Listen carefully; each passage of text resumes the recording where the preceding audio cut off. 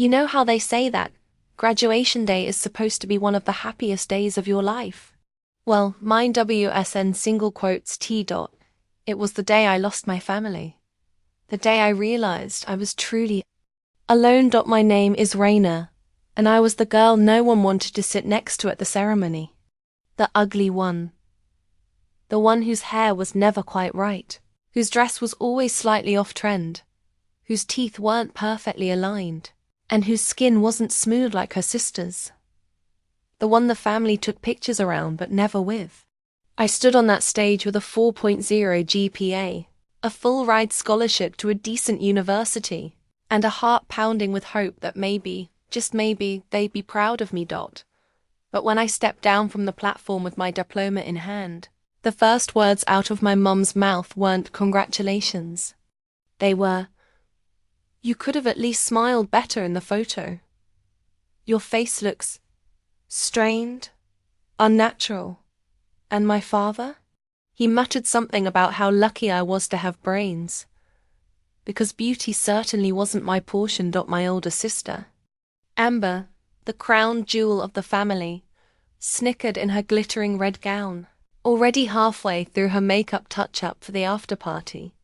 "You look like a turtle in that cap," she laughed, loud enough for our cousins to hear. They laughed too. I stood there, diploma clutched like a shield, trying to laugh along, trying not to cry, trying not to let them win. Later that night, at our family's dinner celebration, which felt more like a pity party thrown out of obligation, I heard them talking in the kitchen while I was helping clean up. "She's 18 now," my mother said flatly. "Old enough to figure out her life. We've done what we can," my father added. "Amber is starting college in the fall. That's where our energy should go." I stood frozen, holding a dripping plate. My hands shook. My heart? Numb. They didn't even lower their voices. And the next morning, there was a duffel bag at the door and a note that read, "Your room will be used for storage. Best of luck." No hug. No goodbye. No explanation. They told everyone I'd moved out to chase big dreams. But truthfully, I was homeless. And heartbroken. I took a bus cross-state with nothing but my scholarship acceptance letter, a few wrinkled clothes, and the last $43 in my wallet. The city was brutal. Dorm life was loud. The shared bathrooms disgusting. I knew no one. I had no help. My roommate bailed 2 weeks in, and the financial aid office informed me that meal plans didn't cover weekends. So I skipped meals. Ate instant noodles 5 days straight. Took on a part-time job at the campus library and later added another one cleaning the local gym at night. It was exhausting. There were nights I passed out on my laptop mid-paper. Days I wore the same pair of jeans 3 times in a row. But I kept going, because deep inside me, something shifted. It wasn't hate. Not yet. It was hunger. Not for food. For worth. I needed to prove that I mattered. That I wasn't what they said. That being ugly didn't mean I was nothing. In my second year, I stumbled into a side hustle. Handmade skincare products. I'd started making for my own face after cheap store-bought stuff made me break out. I sold my first batch to 3 girls on my dorm floor. They came back a week later asking for more. Suddenly, between classes, work, and stress migraines, I was experimenting with natural ingredients, designing labels, setting up an Instagram page. I called it Bare Raina because I was tired of hiding. At first, it was slow. A few likes here and there. Then someone with 20k followers posted a review. Then 5k. Then everything changed. But I'm getting ahead of myself. You know the thing about being abandoned by the people who should love you most. It doesn't just hurt, it brands you. Like a label you wear on your forehead. Even when strangers don't know, you feel it. That invisible shame. I remember sitting alone in my dorm study room one Friday night, watching stories of other students going out to parties, wearing designer outfits, getting birthday gifts from their families, care packages with cookies and handwritten notes. And I sat there, alone again, but this time I didn't cry. I wrote out my business plan, my goals, and at the top of that page I wrote, "They disowned me. They will regret it." Asterisk, it's funny. Really, how sometimes the deepest pain plants the fiercest seed. After that night in the dorm, just me, a notebook, and a vengeance-fueled list, I made a promise to myself. If I ever make it, I'm never going back to beg them for love. I'll become the kind of woman they'll regret losing. That list I made, it stayed taped to the inside of my closet door all 4 years of college. It wasn't even fancy, just torn notebook paper in thick black ink. Graduate with honors. Get my own apartment. Make $10,000 on my skincare side hustle. Be featured in a magazine. Build something that screams. She mattered. Those years were hard. The kind of hard no filter can soften. I barely slept. My grades were solid, but every A came at the cost of dark circles and skipped meals. I'd work the gym from 10 p.m. to 1 a.m. Go home, package skincare jars till 3, then wake up for class at 8. And still every order I sent out gave me life. Every positive review. Fuel. Every tiny notification. You have a new follower? Hope. There were times I wanted to give up. Like when I accidentally used the wrong preservative in a serum batch and had to refund $300 worth of orders. It felt like a punch to the stomach, especially when I had just $42 in my bank account. But I didn't stop, because I knew what I'd left behind. And I refused to let their cruelty be the end of my story. By my senior year, I had 6,000 Instagram followers. A tiny Etsy store that made just enough to cover my groceries. One article in the campus magazine titled, "The Girl Behind the Glow. Skincare by Raina." It wasn't Vogue, but it was something. After graduation, I skipped the job hunt. Crazy, right? Everyone around me was scrambling for interviews, sending out resumes, applying for entry-level hell. But I made a bold, some said stupid choice. I went full-time on Bare Raina.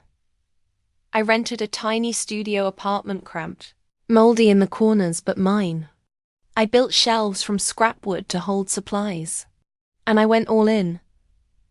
The real turning point came 6 months later. One night, completely on impulse, I posted a raw, no-makeup selfie. My caption? They called me the ugly one. I believed them. But today I only believe in this. Healing takes time. But it shows. I thought nothing of it, went to sleep. Woke up to 2,000 likes.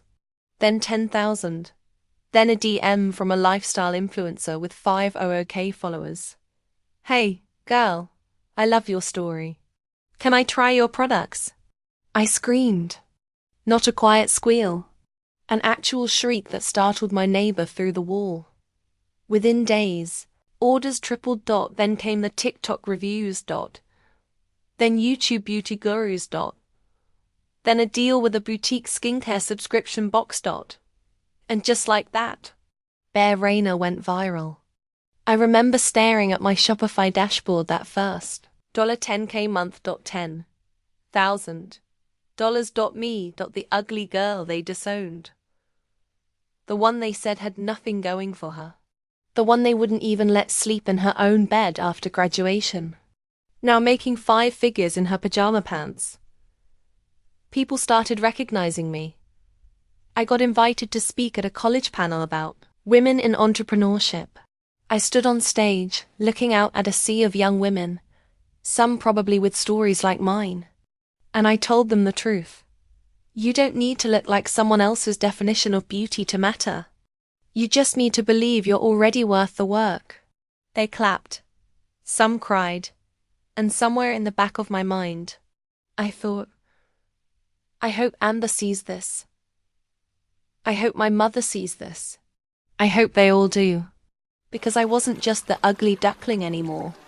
I was the swan that built her own damn pond. But life's funny, isn't it? Just when you think you've healed, it gives you a test. One day, I got a message from a name I hadn't seen in a decade. Amber, my sister. I nearly dropped my phone. Hey Raina, been forever. Just saw your skincare line on TikTok. Wow, girl. So proud of you. Hope you're doing well. I stared at it for a long time. No apology. No mention of what they did. Just pretending none of it ever happened. I didn't reply. But I did click on her profile. And guess what?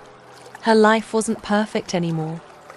When I clicked on Amber's profile, I expected her usual flawless highlight reel, beach vacations, candlelit dinners, diamond-studded captions like #blessed. But what I found instead was chaos. Her bio was empty. Her photos were scattered, inconsistent. The comments were weirdly quiet. And the latest post? A blurry mirror selfie with a caption that read, "Some seasons are for rebuilding." Rebuilding? This was the girl who once threw a tantrum because her birthday cake had store-bought frosting.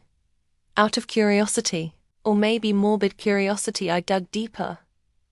Turns out, Amber's fiancé, whom she used to flaunt like a trophy on Instagram, had broken off their engagement after she was caught cheating with his best friend. There were Reddit threads about it, screenshots, even a TikTok video with 1.3 million views titled, "Rich Girl, Ruined Life. The Amber Case Scandal." I couldn't help it. I laughed. I shouldn't have. I know. But after everything, after the years of her smirking while calling me ugly Raina in front of guests. Yeah, I laughed. And then I looked her up on LinkedIn. She'd been let go from her marketing job 6 months ago, currently seeking opportunities. And then I looked up my parents. Their names popped up in a legal news bulletin. Foreclosure. House. The house I once lived in, the one they kicked me out of, was being repossessed by the bank. They were behind on property taxes. My father had retired early after a heart scare. My mother's boutique, the one she built for Amber to take over, had been struggling since the pandemic. They were drowning. And I was thriving. Isn't that wild? At first, I didn't know how to feel. It wasn't instant joy or vindication, like I imagined. It was complicated. Because the truth is, even when your heart has hardened, there's still that small part that remembers every childhood hug, every bedtime story, every photo that almost looked like love. But I didn't reach out. Instead, I waited. And 1 week later, my email pinged with something that made me freeze. Message from my mother. "Dear Raina, I hope this message finds you well. Your sister told me about your business. What a wonderful thing you've built.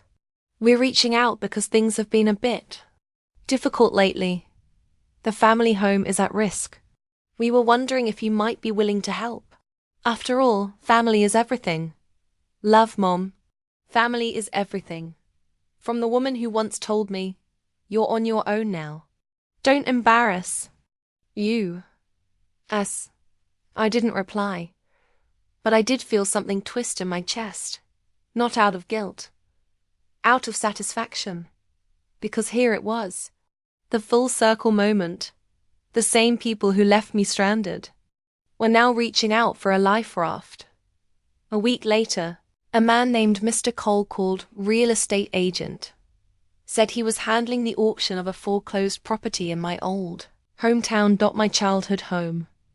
"Ms. Raina King," he said. "Your name was suggested by a buyer's agent. Are you interested in placing a cash offer?" Cash? Yes, because I could. Because Bear Raina had crossed $1 million in lifetime revenue that quarter. I had employees, a warehouse lease, a skincare lab. I was no longer scraping by dots, so I said yes. But I didn't buy it to save them. I bought it to make. A point. The sale closed quietly, and the bank transferred ownership under my LLC. A few days later, I got a text from Amber again. You wouldn't believe what just happened. The house is officially gone. We have to be out in 30 days. Some anonymous LLC bought it. No idea who. This world is crazy, LO. Crazy indeed. But I wasn't done yet. I had a gala coming up on entrepreneurship. Panel followed by a formal dinner. I was the keynote speaker. The theme? Building success from nothing. And I had the perfect idea.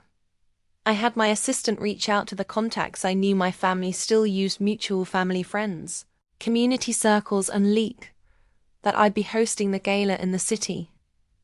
Sure enough, Amber reached out again. Oh my God. Just saw you're hosting that event next weekend. That's huge, Rain. Are you inviting guests? We'd love to come support. Love to come. Support the sister you kicked out and called a mistake. I smiled as I typed my reply. Of course. I'll put you on the list. Asterisk. The night of the gala arrived, wrapped in velvet. Lights and champagne-soaked anticipation. I stood backstage, hidden behind a curtain of deep burgundy, my heart strangely steady. Not nervous. Not afraid. Just ready. I wore a deep emerald gown, fitted to perfection, with sleek hair swept over one shoulder, and my signature, skincare glow that now had its own shelf at Sephora. I didn't look like the girl they disowned. I looked like the woman they never imagined I could become. The ballroom was buzzing. Over 300 guests had RSVP'd. CEOs, influencers, journalists, wellness brand reps, and rising entrepreneurs who saw Bear Rainer not just as a company but a movement. And somewhere in the crowd, my family had slipped in. I spotted them when I stepped out to greet the room during cocktail hour. Amber was at the far corner, wearing a dress that was probably 2 seasons old, eyes darting, smile tight. My mother stood stiffly by the bar, nursing white wine and trying to look like she belonged. And my father, grayer, older, frailer than I remembered, stood beside them in an ill-fitted blazer. They didn't recognize me at first. Not until I took the stage. Ladies and gentlemen, the host announced, please welcome our keynote speaker tonight, founder of the award-winning skincare empire Bear Rainer, survivor, creator, and visionary, Rainer King. The applause rose. I walked slowly to the podium, each step deliberate. Not just because of the heels, though. Trust me, they were tall, but because I wanted them to feel the moment. I reached the mic. Smiled. 10 years ago, I began. I stood on a very different stage. High school graduation. I had straight as a scholarship and a heart full of hope. The room quieted. But that night, instead of celebration, I was handed a bag and told I was on my own. I left home not with encouragement, but with silence. Not with love, but with shame. And in that silence, I built a voice. And in that shame, I found worth. I scanned the crowd. My eyes didn't linger on them, but I knew exactly where they stood. I could feel their stillness. This isn't just a success story. It's a story about becoming the person you needed when the world told you you weren't enough. A few people in the front row teared up. I kept going. I didn't build Bear Rainer to prove anyone wrong. I built it to prove myself right. Applause thundered. Later that night, after the gala wrapped up, I was greeting a few press members when Amber approached. Hey, she said, with a smile that barely reached her eyes. You looked amazing up there. Seriously. What a speech. I nodded. Thanks. Then came my mother. She opened her arms as if to hug me. I didn't move. I'm proud of you, she said quietly, as if rehearsed. I know we made mistakes, but you've really come a long way. Yes, I replied evenly, and I did it without you. She flinched. There it was, the truth. I could have been cruel. Could have screamed, cried, demanded apologies, retribution, or begged for understanding. But I didn't want any of that anymore. Because I didn't need them. They asked to talk privately. I agreed, but only for 10 minutes. We sat in one of the lounge corners as the last of the guests filtered out. Amber was the first to speak. Look, Raina, we know we weren't there for you back then, but things are hard now. The house. I know. I interrupted calmly. I bought it. Silence. My mother blinked. What do you mean? I bought the house. Through my LLC, the one you emailed last month asking for help. Amber's mouth dropped open. I thought you were anonymous. I was, I said with a small smile. Until now. My father sat back in his chair, eyes wide. I don't understand. Why? Because I needed closure, not revenge, not charity. Just closure. They looked at me like strangers do. Because that's what they were now. I stood up and gathered my things. I'm not giving you the house back, I said softly but firmly. You chose to cut me off, and I chose to build something from that. Emptiness. But we're family, my mother whispered. You were, I said. Now, we're just people with shared blood and shared history, but not shared hearts. And with that, I walked away. I didn't cry. I didn't look back.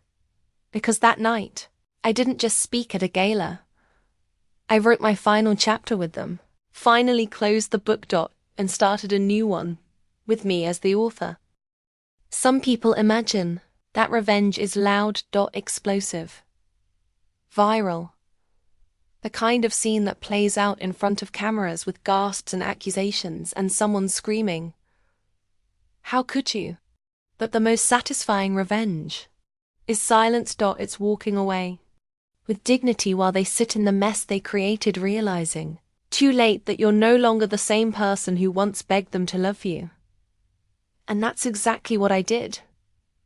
That night, after the gala, I went home to my condo overlooking the city skyline, where the lights didn't flicker and the walls didn't whisper insults.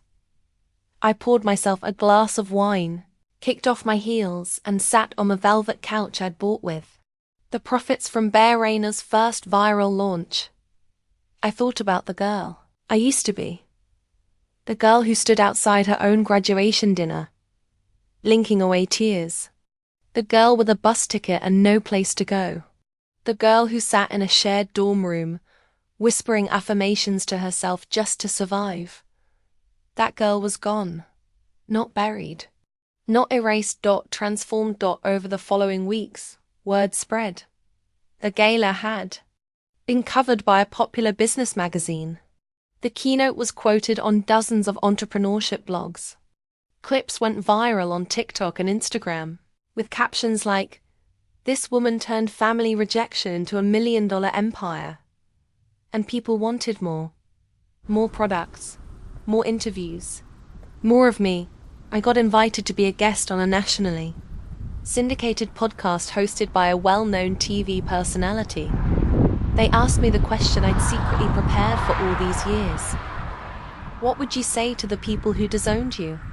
I smiled. Thank you, I said.